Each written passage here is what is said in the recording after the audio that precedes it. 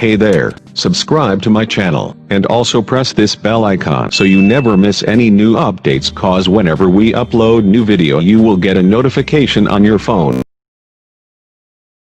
Part 1. You will hear a man inquiring about joining a wildlife conservation society. First, you have some time to look at questions 1 to 6 on page 2.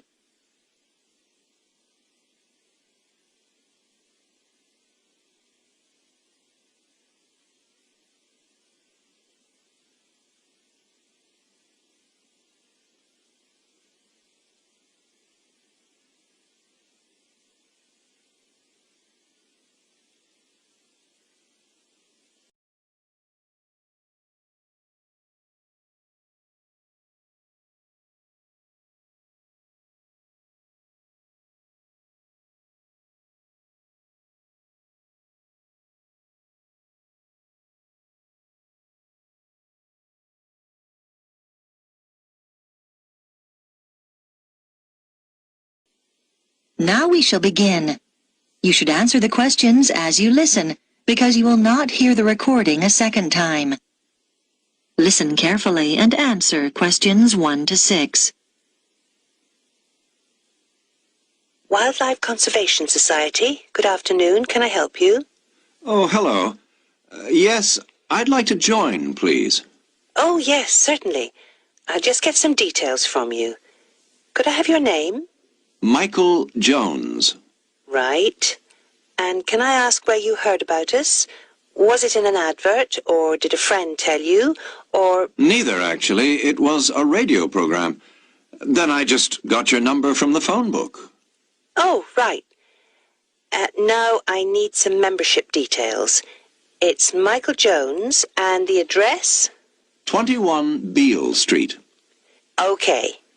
Leeds. Fine. And do you know your postcode? Yes, it's LS14 2JW. Okay. And do you have a daytime telephone number we can contact you on? Yes, you can call me at work. The number's 011-73-586-42. And I can give you my office email address if you like. That'd probably be useful. Yes, please.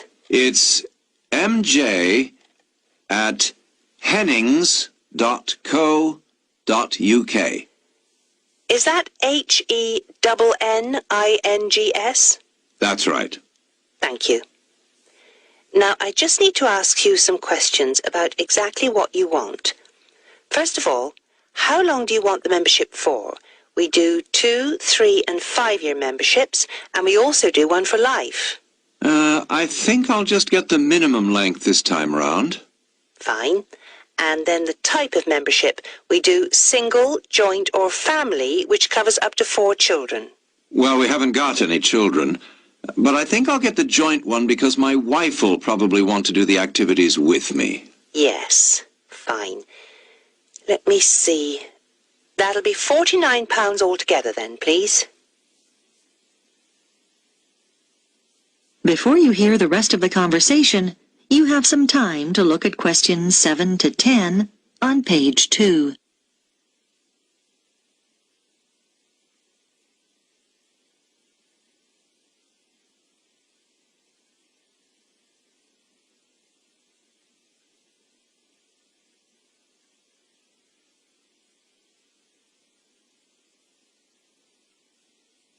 Now listen and answer questions 7 to 10. How would you like to pay? By direct debit? No problem. I just need your bank details. Can you give me the name first? It's the Union Bank. And now I've got your name, but I need your account number. 01059612. Okay. When would you like to start payment? Next month, on the 1st of October, or...? Can you make it the 15th instead? No problem. The membership will begin then too. Is that all right? That's fine. I'll just give you a reference number in case there's any problem. Have you got a pen? Yes. It's JYZ37. And we'll be sending you an information pack within a few days. Is there anything else? Oh, yes. Could you send me an additional one? I've got a friend who's very interested. Certainly, no problem. I'll make a note of that. There's also a video we can send you if you like. There's no charge. Yes, please. That'll be great. That is the end of part 1. You now have half a minute to check your answers.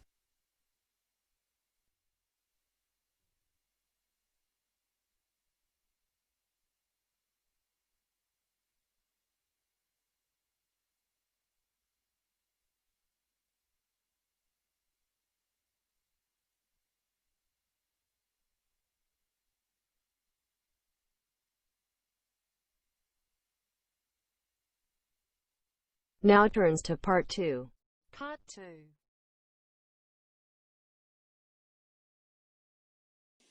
You will hear a woman talking on a radio program about a festival that is about to take place. First, you have some time to look at questions 11 to 18 on page 3.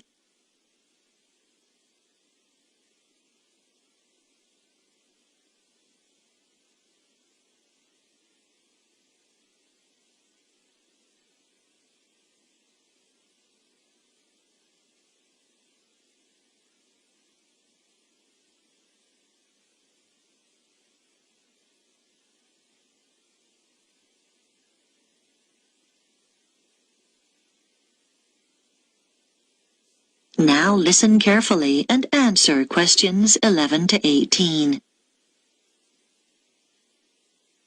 I have in the studio with me Mary Smith from Yorktown Tourism, who is here to tell us about some of the events happening in our state capital over the next 3 weeks at the Spring Festival.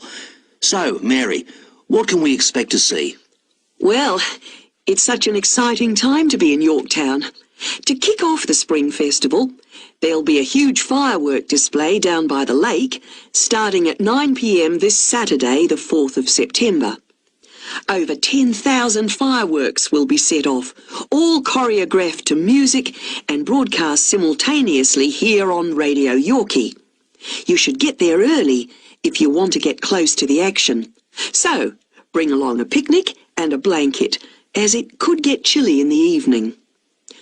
One of the things that attracts visitors to the festival from all over the country is the amazing collection of flowers on show in Central Park throughout the festival.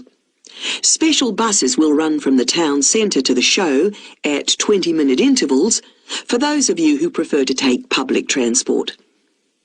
If you're interested in seeing the latest in cars, from the fastest to the most expensive, then head over to the motor show at the exhibition centre from the 10th to the 15th of September. It'll be open daily from 9 a.m. until 10 p.m. So you can even pop there after work. Do you like photography?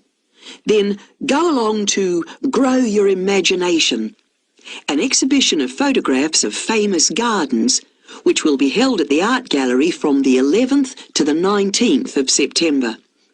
Come and be inspired by some of the world's most beautiful gardens. I've had a sneak preview of some of the photographs, and they are magnificent.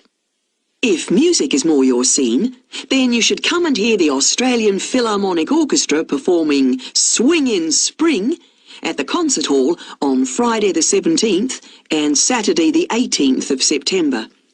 It's a celebration of dance music from the 1940s and 50s. There'll be 3 performances. Both evenings start at 7 p.m. and a matinee performance at 2:30 on the Saturday. So, get your dancing shoes on and head there. It's guaranteed to get your feet tapping. Before you hear the rest of the program, you have some time to look at questions 19 and 20 on page 4.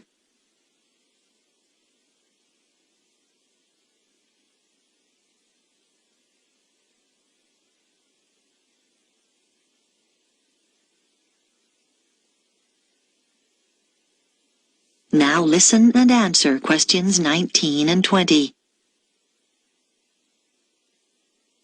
Those are just a few of the attractions on offer. But for something a little different, you could try Balloons Down Under, which is the largest gathering of hot air balloons in the Southern Hemisphere. It's well worth it, because there'll be over 25 balloons of all shapes and sizes, which is a truly amazing sight. I'm also happy to announce that one lucky person will get the chance to go up in one of these balloons absolutely free. That's the prize in our special Spring Festival competition. It'd normally cost you $200, so it's not a bad prize, eh? I'm sure you all want a chance to win, so you'll need to fill out the entry form in today's edition of the Yorktown News. Don't forget to include your phone number, and send it to Radio Yorkie. Make sure your entry reaches us by 5 p.m. on Thursday the 9th of September. Then, to see if you've won, just check out the festival's website on Saturday the 11th of September, where we'll publish the name of the lucky winner. It's such a fantastic prize, so hurry up and get your entry in. So, there you have it. Just a few of the special events happening here in Yorktown over the Spring Festival. And if you'd like any more details about the festival... That is the end of part 2. You now have half a minute to check your answers.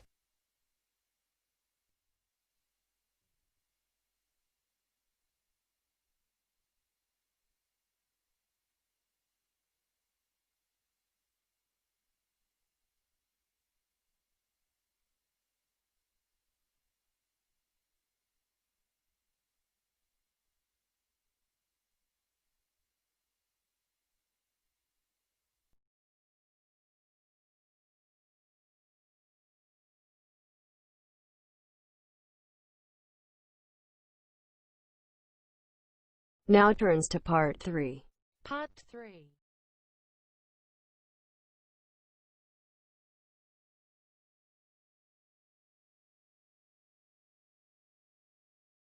You'll hear a student called Paul talking to a tutor about a course he is thinking of doing. First, you have some time to look at questions 21 to 25 on page 5.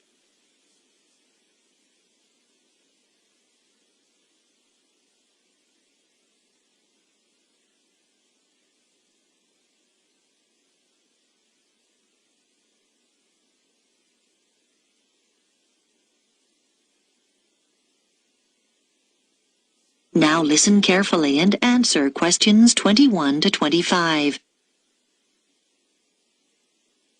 Good morning. Come in. You're Paul, are you? Yes, I spoke to you on the phone. Yes. Have a seat. You wanted to talk to me about the archaeology course? Yes, I've read the handbook, but I'd like to find out a few more details before I decide whether to do it. Right, yes. What would you like to know? Well, first of all, can I combine the archaeology course with one in anthropology?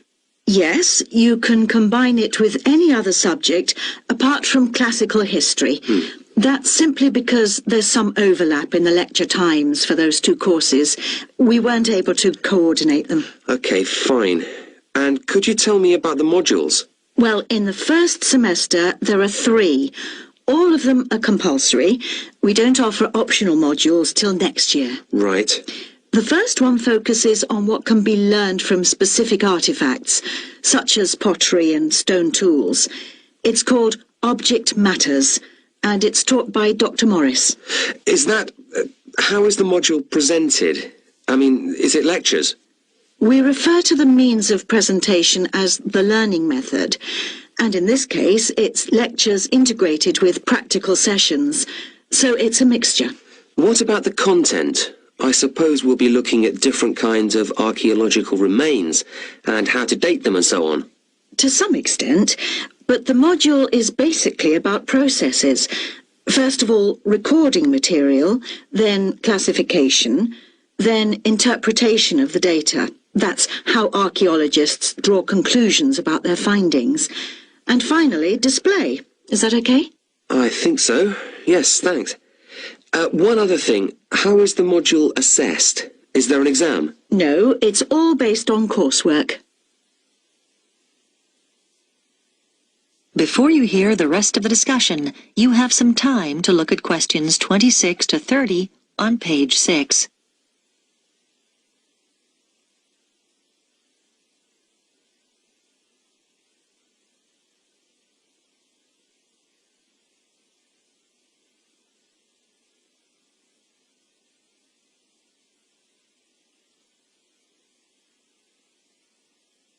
Now listen and answer questions 26 to 30.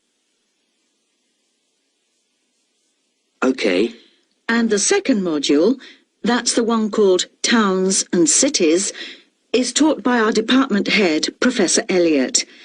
And as the name suggests, the module's about the origins of built environments and how they developed. That's mainly factual then, I suppose? It is really. And for that reason, the assessment's by examination. But you may be pleased to know it's an oral rather than a written exam, and... It sounds a bit scary. Most of our students find they actually enjoy it, so don't worry too much. Okay. And then the title of the third module is Method and Science. And in that, Dr. Thompson will be introducing you to the standard techniques used in archaeological fieldwork and analysis. Things like excavating and dating. What about the learning method for this module? Are there any lectures, or is it all laboratory work? Oh, it's half lab work and half seminars. There aren't any lectures. Then, right at the end of the module, you'll take part in a site survey. The date for that is week beginning the 10th of March, but I can't tell you the location yet. That'll be announced later. But I think you'll find it very useful. Yes, I know someone who went on that last...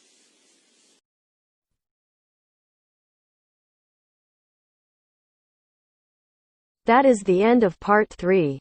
You now have half a minute to check your answers.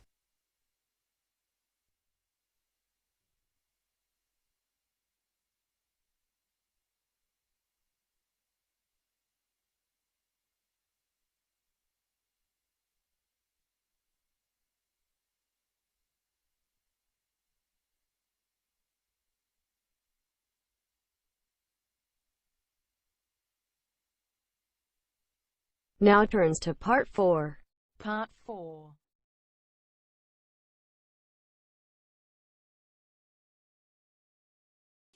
You will hear a talk about the effects of our digital world on young people.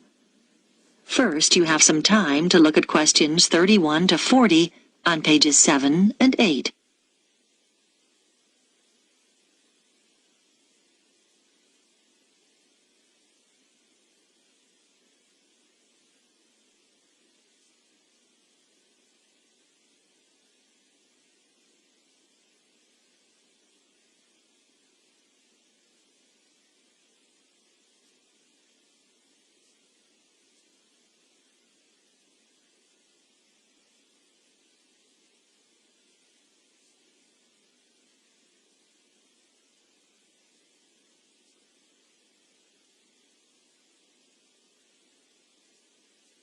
Now listen carefully and answer questions 31 to 40.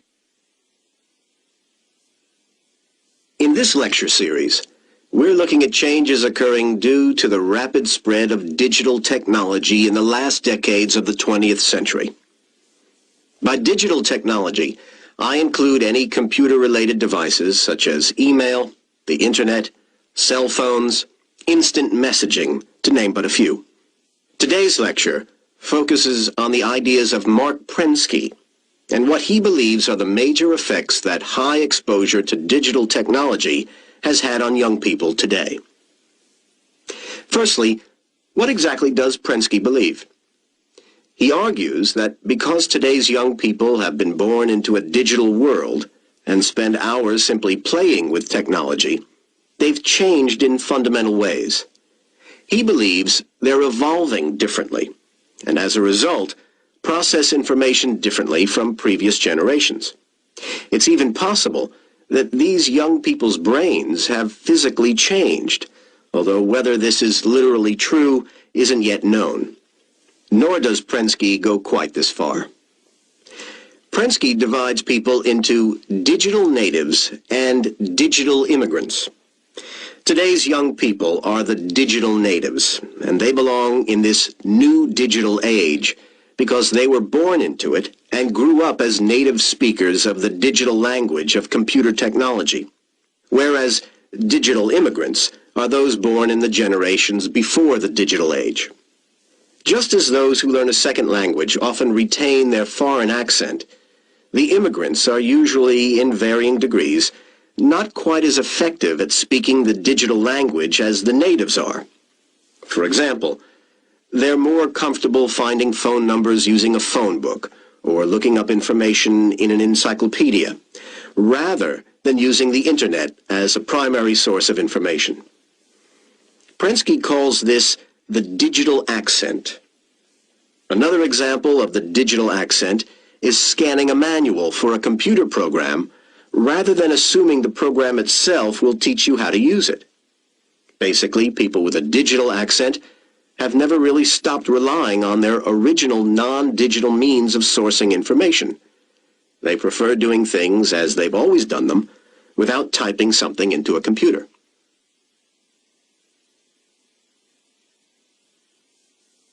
Prensky predicts that due to all this, changes are in store, mainly in the area of education. But what do other educators and theorists such as Thomas Allen, Samuel James, and Peter Vander believe? Samuel James, from Sydney University, agrees with Prensky's predictions. He believes that educators are no longer successful in the way they teach. However, not surprisingly, Prensky has been criticized by more traditional theorists like Peter Vander and Thomas Allen. They disagree with many of Prensky's assertions. Vander argues that a typical classroom is more varied than Prensky believes, with students coming from a range of backgrounds. He maintains that a large percentage of these students are not necessarily proficient with technology, and not all students today fit the one stereotype. And Allen adds that even though most students today have easy access to technology, some just don't find the digital medium appealing. James disagrees, though. He believes that all today's students do share the same basic interest in and knowledge of digital technology. However, James believes our younger students can communicate with their digital immigrant teachers and can still learn using methods which have proven to be successful in the past. James's theories are taken a step further by Allen, who recognizes that both digital immigrants and natives have to deal with vast amounts of information in today's electronic society. Allen maintains that while most young students are proficient in playing computer games and using the web in quite basic ways, they're not used to using the computer at advanced levels. For example, to conduct complex information searches, which are so necessary for university study today.